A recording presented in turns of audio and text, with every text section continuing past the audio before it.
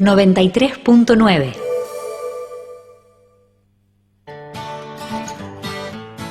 Dimensión Salud.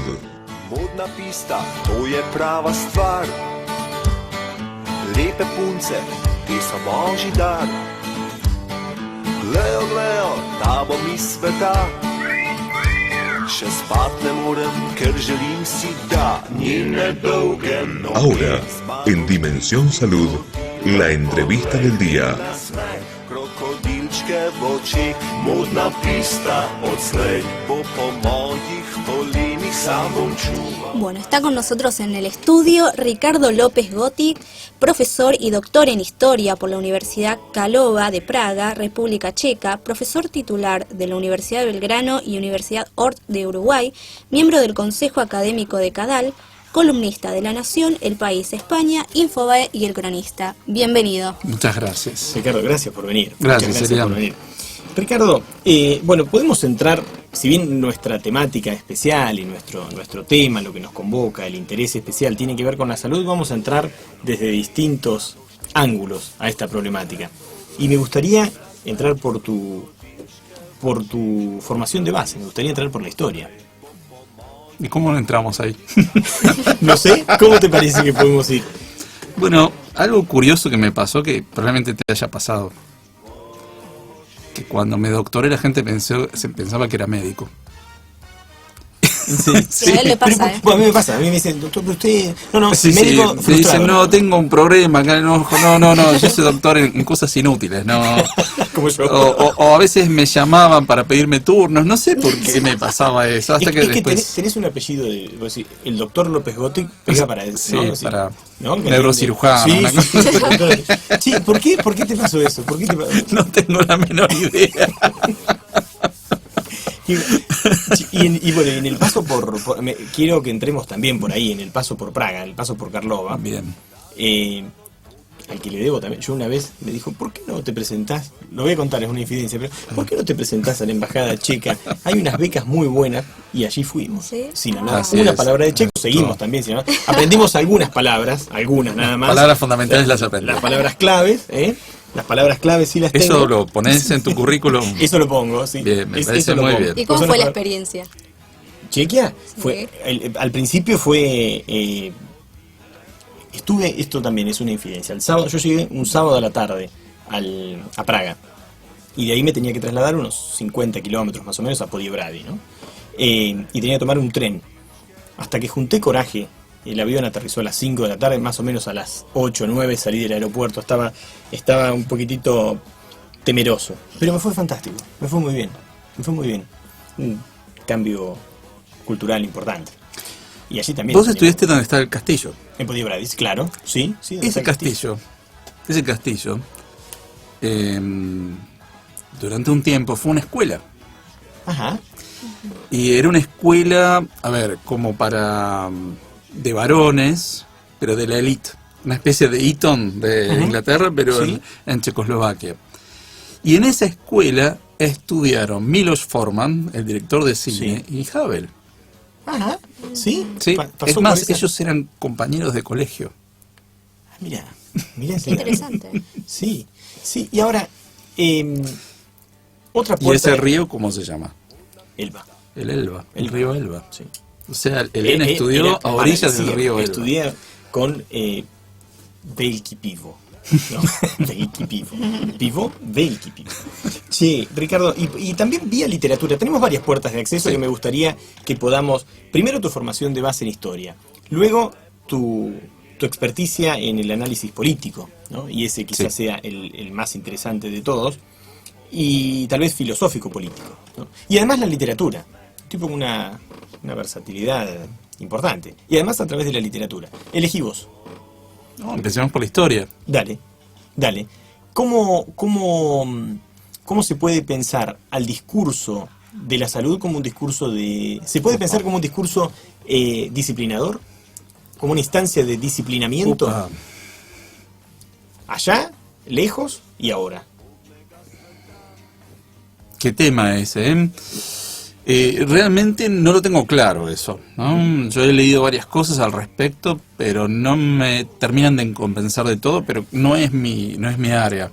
Pero es interesante lo que señalas. Sobre todo por esto que Sí. comentaba Noé recién, con las apps, por ejemplo, ¿no? Y la influencia de las redes, y cómo empieza uno a detectar, por ejemplo, bases de datos digitales. Empieza a ver allí un dato que a mí me parece que ha sido muy, muy singular, ¿no? Digamos, o que definitivamente ha cambiado el ejercicio de la medicina con un paciente que hoy viene y te dice qué es lo que tiene y por tanto qué es lo que quiere que se le haga, ¿no? Vamos a una suerte de medicina autoadministrada.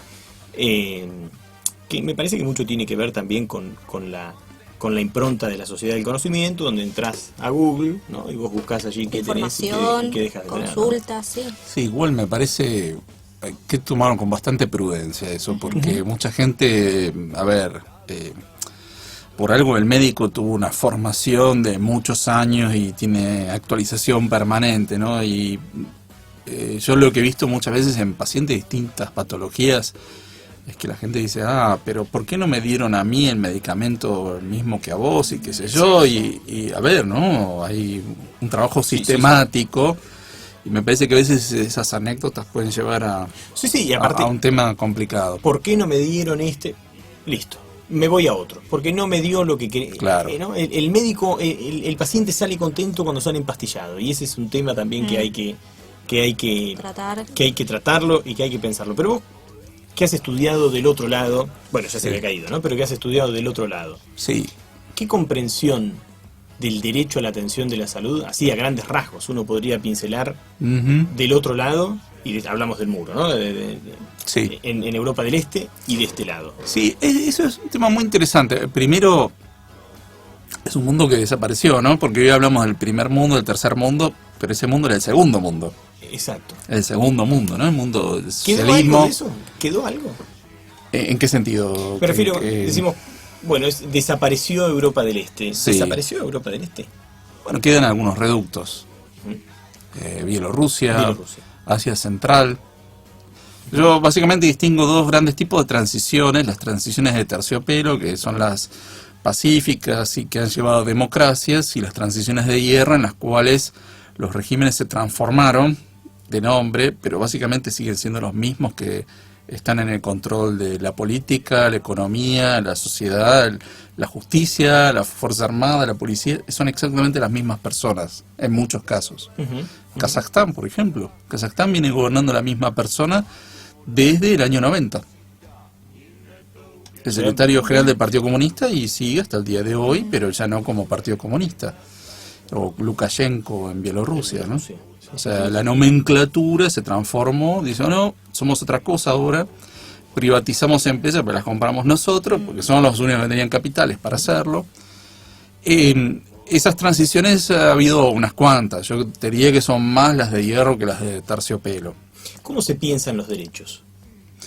Bien, ahí es bastante curioso, ¿no? Porque hay toda una visión bastante naif con lo que era el mundo socialista, el socialismo real. Lo que ocurría es que en la práctica había un sistema de apartheid. Es decir, había un mundo para la gente de la nomenclatura, del partido, y el resto. Y el resto. Los de la nomenclatura tenían acceso a una salud de calidad, alimentos de calidad, vivienda mejor, podían viajar a Occidente, y el resto, bueno, Lo que o se sea, les caía, lo las que- migajas. exacto. En las estadísticas, y esto que es un tema que en Argentina conocemos, ¿no? El tema de las estadísticas Ahí internacionales estaban muy dibujadas.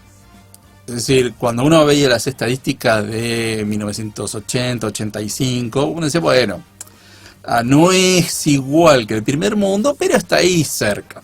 Claro, en 1989, en 1990, cae todo eso y ahí se ve la realidad. Entonces ahí se ve que había un abismo. Entre Un la abismo. estadística y la realidad. Exactamente, había un ¿Aún? abismo muy importante. ¿Aún para los privilegiados del sistema?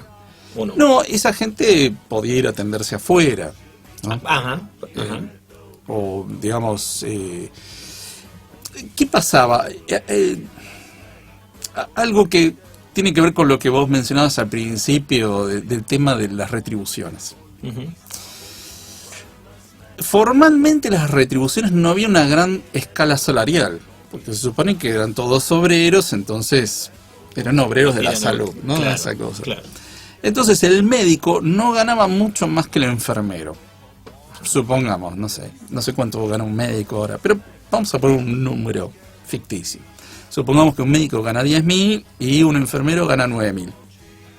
No hay una diferencia. No hay una sustancial. diferencia. Entonces, primero, ¿eso incentiva que haya médicos? No. No. Porque, es decir, para eso me hago enfermero. Si la diferencia es mínima, a ver, estoy tantos años estudiando, Claro. especializándome, tengo una responsabilidad muy alta, bueno, es lógico que se me retribuya. Entonces, ¿qué pasaba? Y esto incluso lo viví después de la caída, ¿no? Porque, a ver, la gente no es que se transforma de un día para otro y se convierte en otra sí, cosa. Siguen las mismas costumbres durante varios años, incluso generaciones. Ujú.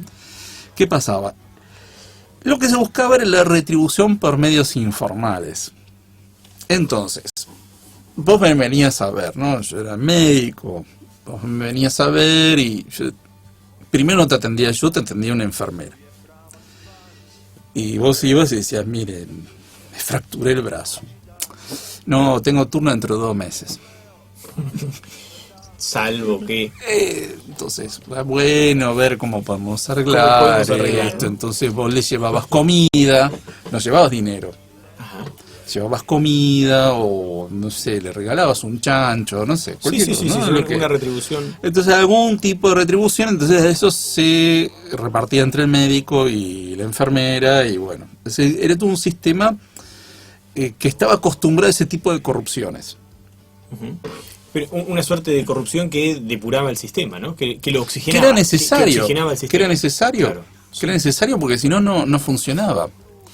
Hoy, digamos, no ¿mantenés algún tipo de vinculación con por ejemplo, con Chequia? ¿Mantenés Sí, algún sí, contacto? sí. Hoy, por ejemplo, el sistema sanitario y la incorporación al mundo occidental ha sido sin sobresaltos. Claro, lo que ha habido es un incremento de tecnologías, ¿no? O sea, eso ha habido una gran inversión en todo eso. Y otra cosa muy importante es que fue subiendo la expectativa de vida. Porque tenés acceso no solo a mejores medicamentos, sino a mejores alimentos. Ujú. Es decir, en el mundo socialista había alimentos que no existían, porque las frutas no existían. No, claro, Era eso algo de lujo. Entonces ese tipo de alimentos, claro, empezaron a entrar y eso, bueno, inevitablemente, o sea, te empieza a extender tus expectativas de Claro, vida, ¿no? claro, O sea, sí, sí. en menos de 15 años subió en 5 años las expectativas de vida. Y si nos venimos ya un poco más para la Argentina, te quiero traer más para acá, para la Argentina. Y aparte nos vamos a meter en la parte más íntima, porque detrás del experto también queremos saber qué se te dio por la historia. Es algo que me vine desde chico. Siempre quisiste ser Sí, historiador. yo desde que tengo más o menos memoria, iba a estudiar historia. ¿Y cómo hiciste ese puente entre ser un historiador y tu finura como analista político? Tu finura de percepción como analista político. Porque perfectamente te podrías Sí. haber dedicado a estudiar fechas de cumpleaños de gente que nunca conociste, ¿no? Y uno se acuerda fechas de cumpleaños de gente que no conoce. Sin Claro, embargo, está bien, tenés está una muy bien. mirada muy aguda de la realidad. Está muy bien, muy bien. ¿Y cómo lo conectaste eso? Bueno, primero que en mi familia siempre se habló de política. Ujú. Siempre, y yo recuerdo de chico haber leído el diario. O sea, eso te marca. Te ¿no? marca, Hay sin cosas duda. que Sí, sí, sí. yo me acuerdo de leer el diario y leer sobre la revolución iraní en el 79, ¿no? O sea, yo me acuerdo de eso. O sea, la revolución sandinista, esas cosas, Sí, yo sí. leía de chico eso, ¿no? Y me acuerdo de ver discursos en televisión, o sea, de figuras de los 70, ¿no? Eso por un lado, o sea, para mí la política no es algo extraño, ¿no? En ese sentido. Pero además, yo en el año 82 tenía 16 años. Con lo cual, todo el tema de la transición de la dictadura a la democracia, yo lo viví. Lo viviste, sí, sí. Y eso, claro, para toda mi generación nos marcó mucho. Sin duda, sin duda. Y Bueno, te iba a pedir un recuerdo de tu infancia y justo me dijiste, ¿un sueño? ¿Un deseo hacia el porvenir? Un deseo al porvenir, eso me gusta. Bueno, tengo muchos. Tengo bastantes objetivos a cumplir. Ajá. Así que, ¿Por ejemplo? por ejemplo, bueno, vos sabés que yo me dediqué mucho tiempo a tocar el cello. Sí. Así que eso lo quiero retomar. Un gran ajedrecista. También. Un Es otra gran cosa que ajedrecista. estoy estudiando mucho últimamente. Sí, un gran y además, literato. Bueno, todas esas características. Claro, yo cuando vivía en República Checa, son países donde eso es muy habitual. Sí. El clima acompaña para que uno haga El todo clima eso, ¿no? acompaña El clima también, sí, para que acompaña uno haga bastante. Pero siempre señalo, ¿no? Que Praga es una ciudad de 1 millón de habitantes, pero que tiene 4 teatros de la envergadura del Colón. Es cierto. Sí, es verdad. Entonces, Tiene que aparte hay una movida cultural que hay una densidad Exacto. intelectual muy Sí, importante. O sea, es un país de 10 millones de habitantes. Praga estuviste ahí, o sea, Sí, es una sí, ciudad sí, de sí. escala humana, de 1 millón de habitantes, pero tiene 4 teatros de la envergadura del Colón. O sea, y muchos otros teatros, y hay conciertos, y en cada pueblito hay un conservatorio.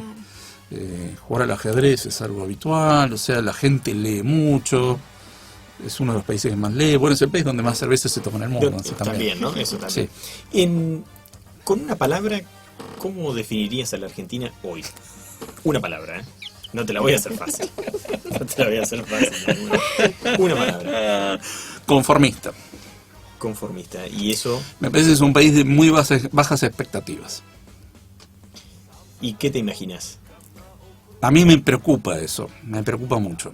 Estás trabajando vos. Digo para que también Sí, quede sí. expuesta tu Sí, pero eso me preocupa mucho, que se ha convertido en un país de bajas expectativas. Es decir, cuando yo era chico, la Argentina se comparaba con, no sé, quedamos atrás, ¿no? Pero uno decía, bueno, Canadá, Australia, Estados Unidos, Europa.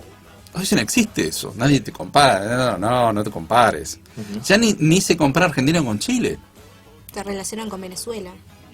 Claro, pero si la comparación es hasta cierto punto con Brasil, pero Sí. se compara con Uruguay, pero no hay comparación. O sea, hemos ido bajando los estándares de comparación, y claro, o sea, eso te vuelve cada vez más conformista. Es decir, es como si un tipo que pudiera jugar en primera y dice, bueno, pero yo con los pibes del barrio juego bien, qué sé yo. No, pero tenés que compararte con los mejores. O sea, Sí. y eso a mí me preocupa mucho, que se haya convertido en un país de bajas expectativas, y eso se ve mucho no en las encuestas, y es algo que vos estabas por mencionar. Sí, hacia ahí. iba. En el conurbano se han hecho muchos focus group, ¿no? Ujú. Para ver cómo es la opinión de la gente, y muchísima gente te dice, "Mira, la vida es una porquería, y yo no espero nada de la vida. Así que yo lo que tengo está bien". Es terrible. Es Como terrible respuesta eso, es o sea, terrible. es terrible. Y lo encontrás en todas las generaciones. O sea, Sí. se ha vuelto algo totalmente conformista, bueno, esto es lo que tengo, lo que hay. Y bueno, la vida es una porquería, así que yo para qué me voy a preocupar.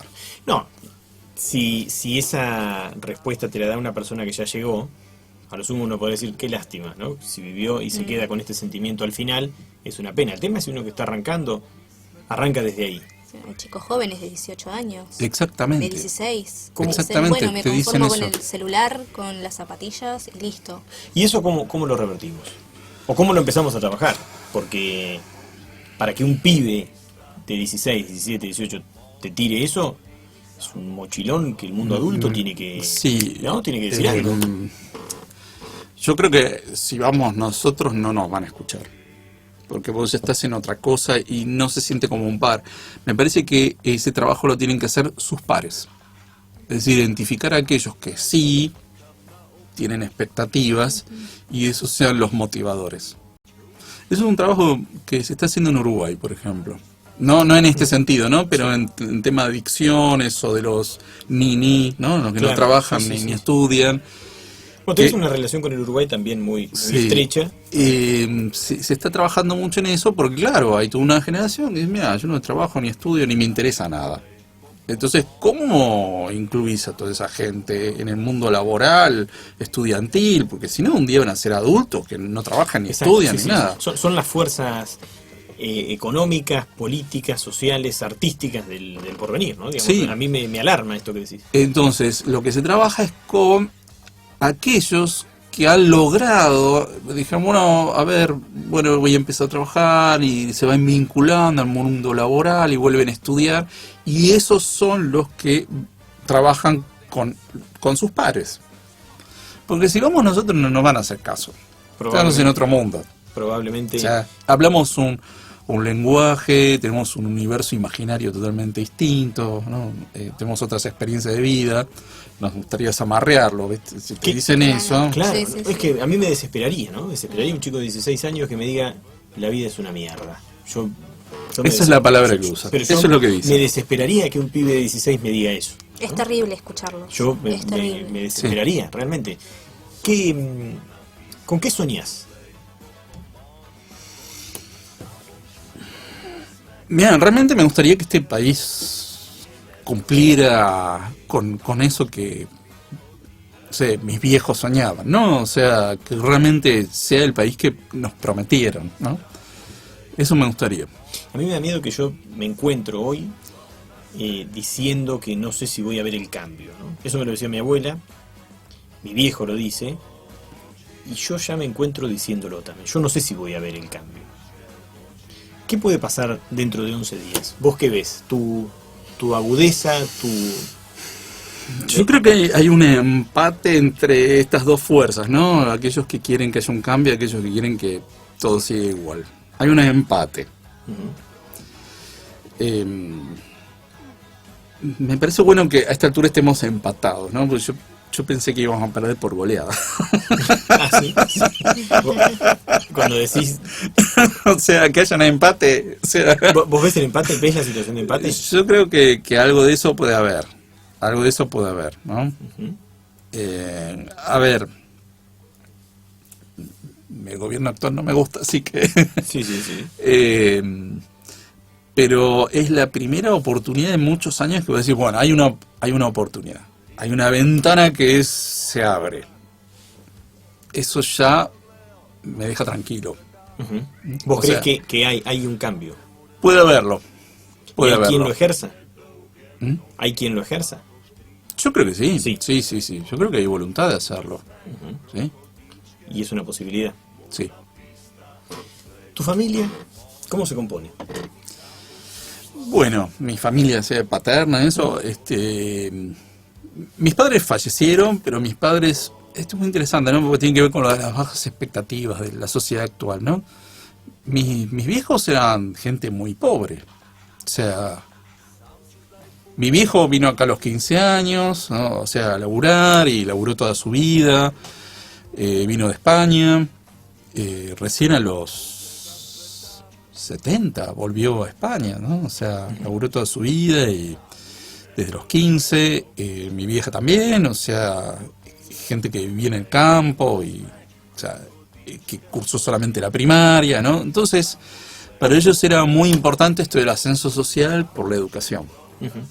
Que eso es un valor que creo que estamos perdiendo, ¿no? Mi hijo, el doctor, es un paradigma. Exactamente. es un paradigma. Eso nos marcaron a fuego a mí y mis hermanos. Sí, o sí, sea, mira, vos tenés que estudiar. Mi familia pasó lo mismo, ¿eh? La primera Sí. generación de profesionales. Sí. Yo, El mi tema familia- es los que vienen después, ¿no? Que yo veo que ya tiran la toalla, ¿no? Como que, bueno, ¿para qué? Sí. Exacto, ya estamos ahí, estamos bien. Para que Sí, siga. o te dicen, mira, ¿para qué vas a estudiar? Sí, o sea, eso también lo veo, ¿no?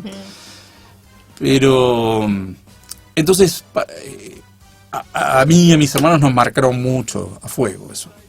Y eso es un valor que a mí me parece que es fundamental que vuelva, ¿no? O sea, resucitar eso porque tiene que ver con el esfuerzo, la dedicación, la disciplina, o sea, son palabras palabras que con hoy mala están, prensa. tienen mala prensa, pero a ver, a mí me desespera que alguien se presente un examen habiendo estudiado el día anterior. Y yo te pregunto, a ver, ¿vos podés ser maratonista corriendo la tarde anterior? No. ¿Podés ir a un concierto, a dar un concierto habiendo ensayado un rato antes, no, o sea, es lo mismo, o sea, esto requiere disciplina, esfuerzo, continuidad, o sea, bueno, yo veo que eso es como que se perdió. Se perdió, pero bueno, yo quiero creer que se puede revertir, ¿no? Porque además, si no, el mundo asiático nos come. Bueno, eso, te vamos a invitar de vuelta porque nos quedó pendiente Relaciones Internacionales, que es otra especialidad que cultive muy bien. Hay un artículo muy bueno de Ricardo el 9 de octubre en Infobae. Y además un tema, pero este va a ser cuerpo a cuerpo, una lucha cuerpo a cuerpo, con los derechos de los animales. Pero eso para la próxima invitación. Y nosotros nos vemos el martes que viene. Le agradecemos muchísimo a Ricardo López Gotti que haya estado con nosotros, a ustedes que estuvieron del otro lado, y volvemos el martes que viene. Chau. ¿Ya se pasó? Te acompañamos donde quiera que estés. Radio Palermo 93.9.